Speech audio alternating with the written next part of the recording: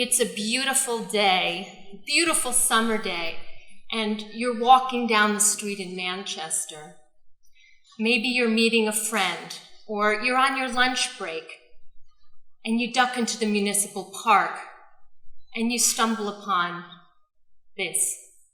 Now, you might do a double take or a full body swerve. Excuse the pun, but you might be stumped. This is, of course, the artist's intention: to stop you in your tracks, make you scratch your head.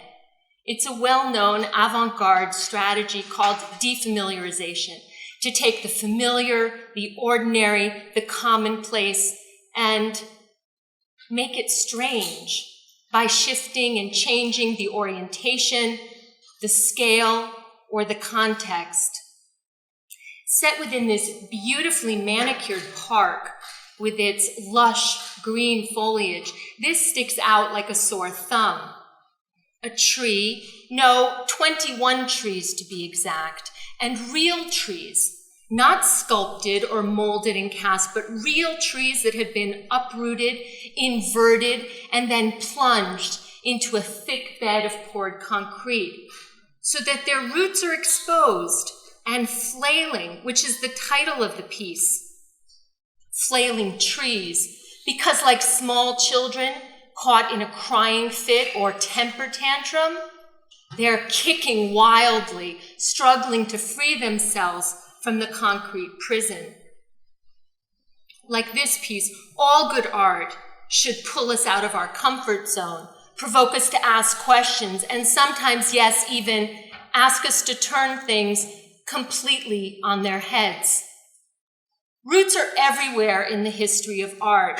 Our cultural imaginary is entangled with roots. And Gustav Metzger is not the first artist to use an inverted tree or an uprooted tree, but he brings to it his political activism and his long-standing concerns about the violence that we inflict on each other and on the environment. Protest is one of the central intentions of this piece. By asking us to witness the tree's slow death, he hopes to mobilize individual responsibility and to spur social change. But Metzger also brings a personal dimension to this piece, one based in his biography. Born in Nuremberg, the son of Orthodox Jews, Metzger came to England in 1939 as a refugee in one of the Kinder transports, never to see his parents again, and he has remained stateless ever since. As a metaphor for the millions of lives uprooted and destroyed by racial persecution, this work links the personal and the collective trauma of the Holocaust. When he reuses the idea a year later in 2010, it acquires another layer of meaning. Here, the trees mirror the columns of the building's monumental neoclassical facade set in front of the Haus der Kunst in Munich. The epitome of Nazi architecture, the Haus der Kunst was the Third Reich's first building project. It opened its doors in July 1937 as a showcase for the finest Nazi-approved art and as an instrument of political propaganda. For Hitler, its colonnade reflected the order, uniformity, and submission that the German people must show their Führer, the leader. Mirror trees, then, asks us to see Nazi construction and Nazi destruction as two sides of the same coin. Now, George Grosz was not forced into exile. He left of his own free will, his own choice, leaving for the United States, emigrating from Germany in 1933, just days before Hitler was named chancellor. Designated a degenerate artist, he famously quipped, "I left because of Hitler. He is an artist too, you know, and there didn't seem to be room for both of us in Nazi Germany." Whereas in the early Weimar pre-war period, he'd been celebrated for his satirical, anti-fascist critiques, here he registers his profound frustration with not having been able to transplant himself professionally. Painted in thin watercolor washes, like a phantom barely there, his hands and his feet end in dangling roots. And the center of the canvas and of every canvas pictured within is an empty hole that he cannot fill. Hadi Nahman, an Iraqi artist living in exile in Paris, will return to the motif 4 decades later to express his feelings of dispossession, of being wrenched from his native homeland. This is a kind of hybrid, uncanny man-tree, like something out of Kafka's Metamorphosis. He lies completely isolated in a temporary way station, his face shielded from view, immobilized with only his suitcase, but ever ready under his bed. This is really a dramatic representation of the psychological pain that exile can elicit. Steve Tobin's 13-foot-tall bronze Trinity root commemorates a national tragedy. In the days immediately following 9/11, Tobin read about the tree that saved the church, a 70-year-old sycamore tree that had shielded St. Paul's Chapel from damage by absorbing the blast from the collapsing towers. It took him 4 years to complete the project. This was truly a labor of love, to convince the church to let him salvage the stump and roots, to clean it out from the compacted soil and debris, then to mold it and cast it in bronze, and finally to paint it in this reddish, blood-like patina, which was made from the DNA and dirt collected from ground zero. 10 years on, Trinity Root has become an important pilgrimage site.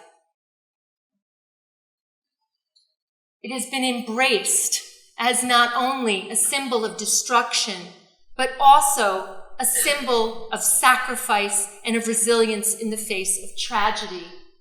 Like a giant anthropomorphic creature come to life, unearthed, it allows us to look in both directions, back to the past to remember those who died, but also forward as a root from which something new will grow. In contemporary art, it's the Italian Giuseppe Pennone who has reflected on trees and roots and their associations most extensively and consistently throughout his career. He has molded them, carved them, imprinted on them, written on them. One of his earliest pieces, Alberi, Trees, from 1969, he takes industrially cut, mass-produced wooden beams, the kind that you can buy at Home Depot or Home Center, and he strips them back to reveal the sapling within. Removing layers, removing rings, he undoes the manufacturing process, undoes culture, undoes time, and allows us to see the hidden life within, as he says. This is truly an archaeology to the root of matter. We say out of sight, out of mind, but it's largely because roots are out of sight that they've fueled the imagination of artists. By suspending several giant tree stumps, chandelier-like from the ceiling, Sicilian-born artist Giuseppe Licari transforms the gallery into a kind of mysterious underground secret garden, as if we fell, like Alice in Wonderland, into the rabbit hole, into this secret space, mysterious, magical space of childhood fantasies. And as you can see from some of the photographs, people responded accordingly. They sat down on the ground and set up camp, and even, I think, brought along beer bottles.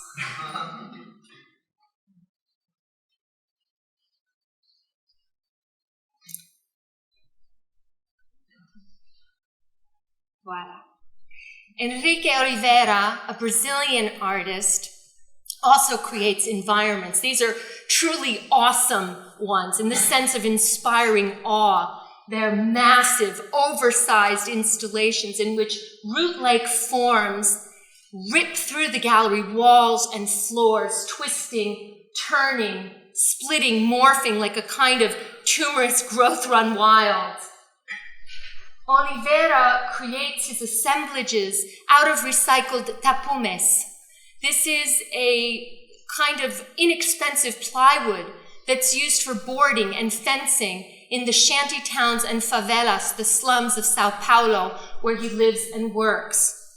These root-like forms then suggest not only the sublime power of nature, but also the potentially explosive forces of social unrest and economic inequality. The poor, the disenfranchised, those we prefer not to see, prefer to keep behind fences, hidden from view, but which can erupt at any moment like an underground force of pent-up, repressed energies. The last work I want to show you is by the Austrian artist Roman Kirschner. And what he's created is a kind of multimedia sculpture, which is both acoustic and cinematic. It consists of a glass tank aquarium in which he's suspended thin platinum wires in an iron sulfate solution. When electricity is pulsed through the wires, they grow crystals, which slowly and continuously branch out like roots, seeking connections. And I'll just show you.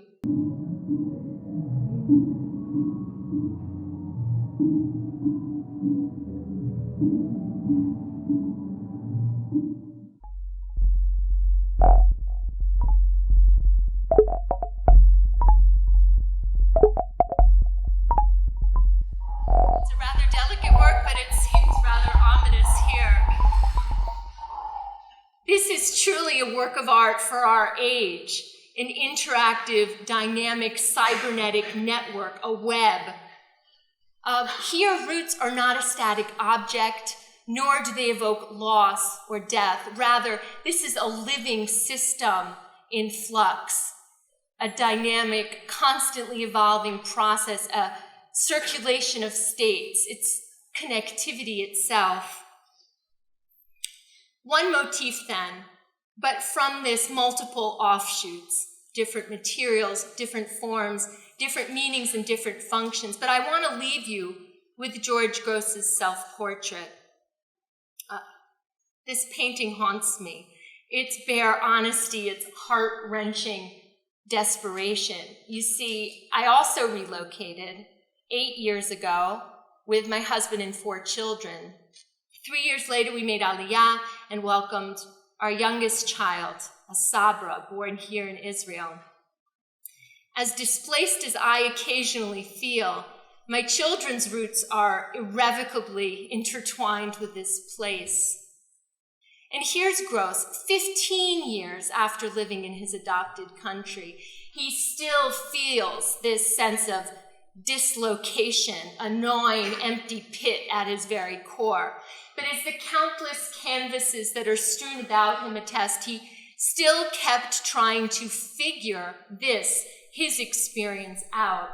And notice also, the roots are not only dangling from his hands and his feet, but also from his paintbrush, as if to say, art too can root us, ground us, connect us. As an art historian, I look at images all day, every day. But then again, I think we all do. From the moment we wake up in the morning until we go to sleep at night, images flood our visual field. On the plane, in the car, on our phones, we're bombarded by images. My idea, it's not big and it's not even original, but I do think it's more pressing today than ever. Quite simply, art matters. It can show us who we are, where we've been, what moves us, what scares us, how we feel about the planet and the world that we live in. What we create is a reflection of what we value. So here's my challenge to all of you. Pick a work of art, something that speaks to you, one of the hundreds that washes over you every day like so much white noise, and spend some time with it. Like Pennone, strip back the layers of meaning. Like Tobin, unpack it. Like Kirshner, make connections. And like Likari, find wonder, dig deeper. The arts are often considered a soft subject, in contradistinction with serious, hardcore disciplines like the sciences that use statistics and facts and graphs. And our formal academic education privileges textual sources and textual analysis. But I believe that we also need to learn visual literacy, how to read visual text critically. Sights can give us insight. They can foster an interpersonal relationship which reaches out across time and space and connects us not only with our pasts, but also with each other in the present. Thanks.